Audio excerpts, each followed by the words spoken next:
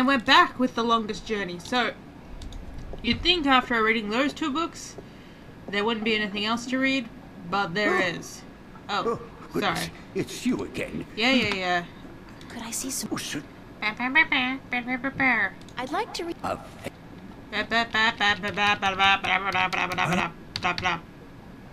Thank you. Alright. Sadra, the faithful wife. Sadra was married to the brute of a man called Cam. He was a bully who drank, cursed, gambled, and beat up his wife when he lost coins at the cup table. Still, Sadra treated Care with respect.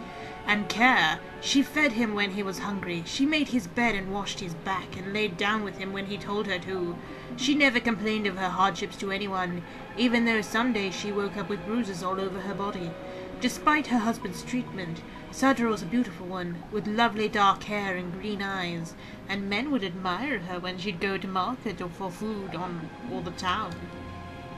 Well, for water, but none dared approach her, fearing her dangerous husband more than they admired her beauty and grace. People would say, "Poor Sadra, she deserves better than what she has. She is so good and patient even though her husband mistreats her every day." But no one was willing to do anything to free her from her husband, as they all feared his wrath. "She chooses her own path," they would say. "It is not our duty to interfere." Then one day a tall and handsome prince rode into town, although, as far as we're aware, princes don't exist in this universe, rode into town to visit with the Elder Council, when he spotted Sadra carrying 2 heavy buckets from the well to her home on the edge of town. He was taken with her beauty and youth, and jumped down from his horse to help carry her buckets home. On the way, he offered Sadra courtship, but when told she was already married, he bowed respectfully and excused him for acting inappropriately. That night, Sadra's husband heard about the prince helping his wife, and after striking her down for letting royalty interfere with her duties, he strode drunkenly, for he had already had his usual fill of dark ale, towards the tavern where the prince and his cohorts were staying. When Care arrived at the tavern, the prince was eating dinner, and when told Sadra's husband was there to see him, the prince stood and waved the man closer. "I must congratulate you on your great taste in marriage," said the prince, "for your wife is the most beautiful and good-hearted I have ever met." And then he offered Care a seat and a tall mug of ale. But the angry husband did not appreciate the prince's advances, for he drew his sword and lunged at the prince before his guards could react. The prince was quick and lucky to avoid a certain death, and before Care could make a second strike, the prince had recovered his sword from where it lay on the wall, and stood ready to fight the brute. "Let him be," called the prince, when his guards drew arms and ran to protect their liege. "This is between him and me."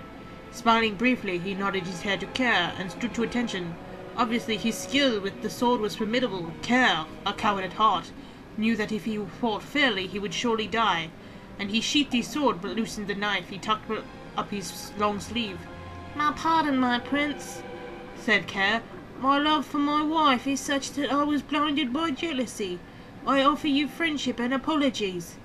He extended an open hand to the prince, and smiled a broad lizard smile. The prince, unaware of the Care's mistreatment of his faithful wife, smiled back and put down his sword and extended his own hand. "Your apology is accepted, sir." Then suddenly Care's knife was in his hand and moving in a blur towards the prince's exposed throat. Had it not been for the quick eye of a nearby guard, who with the broadside of his sword struck Carr on the side of his head, the prince would have been dead. The knife carved a deep scar in the prince's shoulder, but did not seriously harm. Carr was taken away to the town prison to be judged when the sun rose, for his crime was surely punishable by death, especially if Sadra would testify to his cruelty in front of the judge. Free of Carr's tyranny, the townspeople now spoke of Sadra's suffering by her husband's hand, but Sadra herself, even now, would not speak against her husband, and instead of being sentenced to death, Care was taken away to work the king's mine for 25 years. Taken with her faithfulness, the prince yet again offered Sadra courtship, but again Sadra declined, for she was still a married woman. Then, 1 year later, Care attempted to escape the king's mine by killing 2 guards and climbing the walls, but he was shot down with an arrow and died in agony and disgrace. Again, the prince visited Sadra's town, bringing condolences and renewed offer of courtmanship. And this time Sadra agreed. Months later, the prince and Sadra were married in a glorious ceremony. And when the old king died and the prince became regent, Sadra became his queen. She was as good a queen as the land had ever seen, for she was loved dearly until the day she died. And her funeral was the grandest and most tearful in memory. Children of the lake. I'm wondering if I should change my stuff. Yes. There was a village by the lake where no children had borne a child for 20 years. The villagers were desperate, for without children their village would wither and die, and they turned to their god for help. The next morning 50 young children rose out of the misty lake and wandered onto the shore, much to the joy of the childrenless women. "We are yours," said one of the children, "as long as you remember one thing. You are never to fish from this lake again. Instead, you must learn to hunt in the forest and live in the land." The villagers agreed, though they worried they might go hungry since they were used to catching and eating fish from the lake. But it didn't take long before they had taught themselves to hunt and grow wheat and potatoes in the field. 18 years passed, and one day an old man grew tired of rabbits and deer and potatoes and bread, and he longed to catch a big fish and cook it over a sizzling fire. He took his boat out to where the villagers would not see him, and he sank his line. Almost immediately he caught a large trout, but as he was rowing back to the shore, he saw the children of the lake wander from their homes back into the dark waters from whence they came. Their mothers called for them, tried to hold on to them, begged them not to leave, but they would not speak, and one by one they disappeared into the lake. The old fisherman then saw, as the children sank into the murky waters, how they turned into a large fish and sped off into the deep. He was shameful then, and dropped his catch back in the water, but it was too late, and the village would remain forever childless. Are you done? Let me take that back for you. Are you quite done with your accent? Get out of here! You know, variety is the spice of life. Stop touching him there! Could I see some... Oh, certainly. Okay. Got anything else? I'm looking for some information, but I'm not sure which book to ask for. I don't know what at all. No matter. I know a great deal about most of the books in here. What topic intrigues you? The Draken? Okay. I need to find out what four magical people of Arcadia was given a piece of the magic stone. I need to she's gonna find say out it. which four magical people of Arcadia were given a piece of the stone disc that serves as the key to the Guardian's realm. The stone disc of the balance, yes? Yes. There could possibly be something on that in... let me check. Just one moment. Okay. Off he goes. I did find something of Yes! interest. I'll leave it here for you to read. Quicker than any internet search engine. Okay. Chapter 16 of the 8th Scripture, the Scripture of Breaking. Regarding the disc of the balance and the events that came about when the disc was broken, the scriptures tell us that the disc was kept at the Enclave for many thousands of years, safely guarded from any threat by the respect held by every man and woman for the authority of the fathers. But with dissent came disobedience, and from disobedience brought immorality. There we go. And immorality begat theft. Tyran's soldiers, aided by sentinel traders, attempted to make away with the disc, but was thwarted by the White Kin herself intervening, although forbidden to do so, on behalf of the fathers. The disc was brought safely back to the Enclave, but the threat would linger in the minds of the Minstrum and the Vestrum. So it became that the disc was melted in the forge of the dragon's mouth, shaped into the elements by four magical people. Oh, shaped into the elements, okay. And given to these respective people for safekeeping until such a time when it would be decreed that the disc should once more be whole. One stone to the gentle souls that sing in the dark and shape the earth between their toes. One stone to the watchers in the wood, the ones who are outside. One stone to the two who make one of air and sea, and one stone to the keeper of the dark flame, the eternally dark, the mariners. When the time comes for the disc to be whole again, one person will make the journey to the four who hold the pieces, and the pieces will be given willingly because there will be no doubt to the righteousness of this person. Well, bollocks. Are you done? Yeah. Stop touching him there! Could I see Oh, some... sir. Gabriel, you I'm looking- pervert! I'd like to learn more about dragons, about the Dragakin.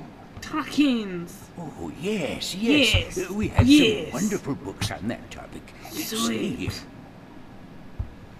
Go, ninja, go! Alright. Hopefully this is the last book we'll have to read for a while. The Secrets of the Draken by Mistrim Iliak. Forward. The Draken are known by many names throughout the Twin Worlds. In Old Tongue, they are often referred to as the Drachin. In some variations of Low Tongue, Drachin, Draken, maybe.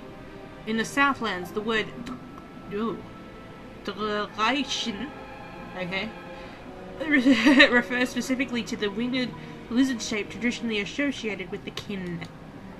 In Inhard, oh good God, why do you do this to me? The eternal spirits of the kin are notably known as the Drak, regardless of their shape.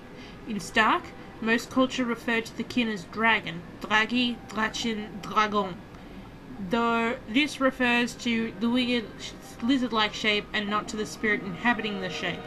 In fact, while in Arcady, the kin are respected and revered as eternal spirits with great significance in the balance and the all.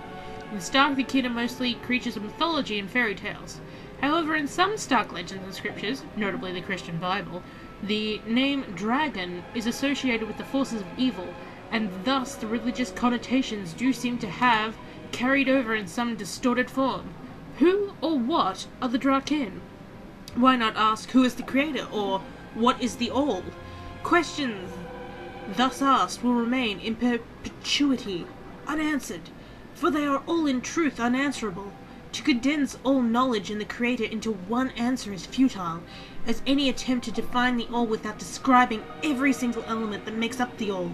So with the Draken, we cannot answer who is the kin, or what is the kin, but we can provide some answers to the simpler questions, the questions that deal with what we see and hear and feel, and what we are told by the kin themselves, answers that together may give us, if not the faintest hint of the whole truth, then at least some indication of the who or the what the Draken are. Born of the emptiness between the stars, reads the 12th scripture of the balance, the scripture of time, shaped in unison with the all, part of the all, yet outside of the all. Drachin, note the ancient high tongue variation of Draken. Why so many variations and interpretations of the Draken form from culture to culture? The kin have always been shrouded in mystery, and from mystery rises legends and myth. The kin seem to be content to be seen as nothing but tall tales and figments of a bard's fertile imagination. Yes. Are you done? Yes, I'm done. Blah blah blah blah blah blah blah blah blah. We'll see you later, duty. Have fun. Okay. Now, we should probably go, since we got a whole lot of got a whole lot of hints about, going on a journey. What the hell? Okay? Hey, how you doing? Are we friends? No, we're not. Okay. Basically, we're gonna see if we can hitch a ride, you know? Hey, Hello. buddy. Uh-huh. Do you know anything about a god that fell from the sky into the sea? And decided to stay Of course. You find fallen gods most everywhere these days. They're an air and a hand. there. You're a strange Really? man. No, of course not. There are no fallen gods in the sea. It wouldn't make much sense, would it? If the sea was full of gods just lying about the seabed. Yeah, there's a whole So lot you've of things never down there. heard of such a thing happening? Now you got it. Bye. Yeah, you're just a prick. Alright. Let's go speak with the old man. Hello again, old man. Look, I got new clothes. Hey, it be you. I love you. You know, man? Huh. Don't take forever to speak, please. Da! I'd love to hear some more maritime stories. Sure,